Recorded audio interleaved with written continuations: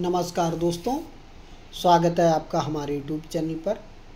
अगर आप चैनल पर नए हैं तो प्लीज़ चैनल को सब्सक्राइब कर लीजिए, अपने दोस्तों को शेयर कर दीजिए। दोस्तों, इसकी पीडीएफ आपको टेलीग्राम ग्रुप में मिल जाएगी, जिसका लिंक मैं डिस्क्रिप्शन बॉक्स में दे दूँगा। ठीक है, चलिए फिर देर ना करते हुए डिक्टेशन शुरू करते हैं। डिक्टेशन शुरू होगी 5 सेकेंड बाद।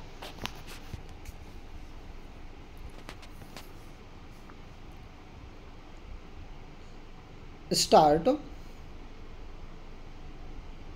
महोदय, लेखकों से मिलना सदा ही विशिष्ट सुअवसर होता है और आप सबका हमारी राजधानी में स्वागत है। लेखकों में अन्य लोगों की अपेक्षा अधिक अंतःदृष्टि और भाव प्रवणता होती है। लेखक ने मनुष्य के मन को सशक्त रूप से प्रभावित किया है और उसकी चेतना और संवेदना को बढ़ाया है। लेखक और कवि मानव की अंतरंग आकांक्षाओं को वाणी प्रदान करते हैं। वे राष्ट्र की मूल आस्थाओं और आदर्शों को पुष्ट करते हैं। प्रायः लेखक विरोध के भी अग्रणी रहे हैं। उन्होंने विदेशी शासन और स्वदेश में सामाजिक अन्याय के विरुद्ध भी आवाज़ उठाई है। भारत में भी हमारे स्वतंत्रता आंदोलन और समाज सुधार आंदोलन के बहुत से नेता स्वयं बड़े अच्छे लेखक रहे।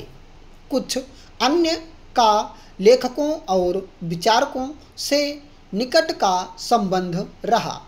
यह होना स्वाभाविक ही है, क्योंकि तब तक कोई भी राजनीतिक या सामाजिक कायापलट नहीं हो सकती जब तक कि उसी के समान बौद्धिक प्रयास भी ना हों। चिंतन और कृति दोनों ही सामाजिक शक्तियों के अन्वेषी विश्लेषण से जन्मने चाहिए। वह वही अन्वेषण है जिसने फ्रांस में क्रांति के नेताओं को जन्म दिया।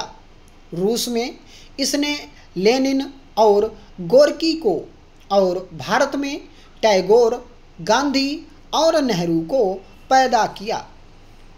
इतिहास के अत्यंत महत्वपूर्ण और रचनात्मक चरणों में कर्मठ और विचारक अलग अलग नहीं रहा करते। वे मिलकर काम करते हैं और लोगों को साथ लेकर चलते हैं। वे क्रांतियों का नेतृत्व करते हैं। यदि उनके प्रयासों में संवेदना का भी संयोग हो तो कवि और लेखक के नाते वे परिवर्तन का भी सशक्त साधन बनते हैं। यदि लेखक अपने चारों ओर की ख्याति को नकारते रहते हैं तो वे अप्रासंगिक हो जाते हैं और प्रगति के मार्ग में बाधक भी हो सकते हैं। लेखकों का उद्देश्य सत्य और सौंदर्य की अपनी तलाश को लोगों तक संप्रेषित करना होता है। गुलामी के काल में हर चीज़ राजनीतिक होती थी, क्योंकि हर सच्चे आदमी के सामने एक ही लक्ष्य स्वाधीनता था। स्वाधीनता प्रेम ही प्रत्येक सृजनात्मक प्रयास का केंद्र होता था।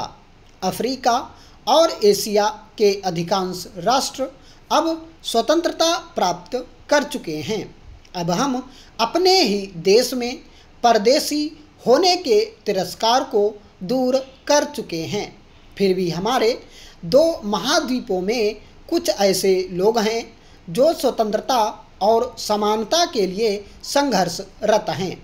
उन सब सिपाहियों के लिए जो स्वतंत्रता और राष्ट्र सम्मान के लिए लड़ रहे हैं, हम स्वाभाविक रूप से अपनी सहानुभूति प्रकट करते हैं और उन्हें प्रणाम करते हैं। यद्यपि हम राजनीतिक रूप से स्वतंत्र और प्रभुता संपन्न हैं, पर स्वतंत्रता की लड़ाई अभी पूरी तरह समाप्त नहीं हुई है। सामाजिक कायापलट तो अभी होना शेष है। हमारे ही देश में कुछ ताकतें ऐसी हैं जो सदा स्वतंत्रता को कम करने के लिए काम कर रही हैं। कुछ यह चाहती हैं कि नव स्वतंत्र राष्ट्र कमज़ोर और बटे हुए रहें। दुर्भाग्य से कुछ लेखक भी कभी कभी इन ताकतों के जाल में फंस जाते हैं। महोदय, भारत में हमारी राजनीतिक प्रणाली ने हर व्यक्ति को अपने विचार प्रकट करने की पूरी स्वतंत्रता दे रखी है। हमें विश्वास है कि जनता में प्रतियोगी सिद्धांतों को तौलने और अपना निर्णय करने की समझ है और वह झूठे सिद्धांतों को ठुकरा देगी और सच्चे को स्वीकार करेगी। यदि लेखक संकीर्ण और हानिकारक सिद्धांतों का प्रतिपादन करेंगे तो अंत में लोग उन्हें ठुकरा ही देंगे। नव स्वतंत्र देशों के हम लोगों को अंधविश्वासी ताकतों के विरुद्ध एक जबरदस्त संघर्ष करना है। फूट के बीज बेचाहे धर्म, जाति या भाषा किसी के नाम पर हों, राष्ट्रीय एकता और स्वतंत्रता को खतरा पैदा कर रहे हैं। अपनी स्वतंत्रता की लड़ाई के दौरान हमें जो अनुभव हुआ उससे हमने सीखा है कि हमारी आपसी फूट के कारण ही हम कमज़ोर होते हैं और जब भी हम संगठित रहे हैं हमारी शक्ति असीम रही है और यह बहुत बड़ी चीज़ है। सैनिक शक्ति चाहे जितनी हो। हमारे देश में अनेक ऐतिहासिक महापुरुषों बुद्ध, अशोक, अकबर, महात्मा गांधी और जवाहरलाल नेहरू के बावजूद धार्मिक कट्टरपन और ऊंची जात पात की भावनाएं बनी रहीं। अतः हमारे समाज में लेखकों को बहुत बड़ा काम करना है। उनके लेखों से उस बृहत्तर स्वतंत्रता का प्रचार होना चाहिए जो सामाजिक समानता, धर्मनिरपेक्षता और बुद्धिपरक चिंतन पर आधारित है। एक प्रश्न बार बार पूछा जाता है, क्या लेखकों को राजनीति में भाग लेना चाहिए? यह तो उन्हें सोचना है। राजनीतिज्ञों को कोई आदेश नहीं देना है।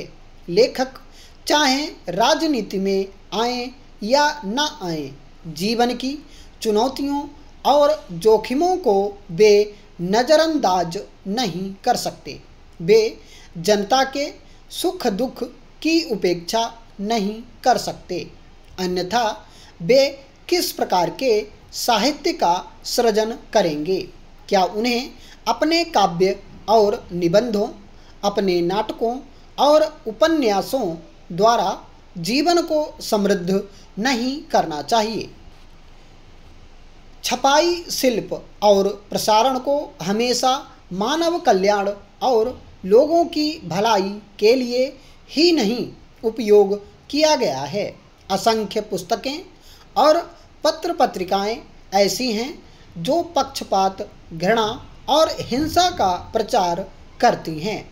ऐसे राष्ट्रों में जहां सब लोग अभी साक्षर नहीं हुए हैं, वहां उन्नत समाजों की अपेक्षा छपे हुए शब्दों का अधिक मान होता है। अतः जिसे और कहीं सनक कहकर टाला जा सके, उससे यहाँ गलतफहमी और तनाव पैदा हो सकते हैं। यद्यपि सब राष्ट्र राजनीतिक रूप से स्वतंत्र हो चुके हैं, किंतु हम कुछ सीमा तक बाकी दुनिया को उसी अपने पुराने शासकों की नज़र से ही देखते हैं। कुछ अफ्रीकी एशियाई देशों में पुस्तकें, विशेषकर उच्च शिक्षा की पुस्तकें, मुख्य रूप से अंग्रेज या अमेरिकी लेखकों की ही हैं। कुछ दूसरे देशों में अधिकांश पुस्तकें फ्रेंच लेखकों की हो सकती हैं।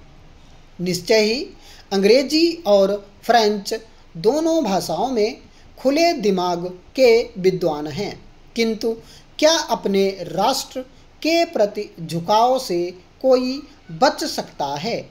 यह आवश्यक है कि हम आपस में एक दूसरे राष्ट्र से सीधा संबंध शीघ्र स्थापित करें और प्रगति की ओर अग्रसर हों। स्टॉप।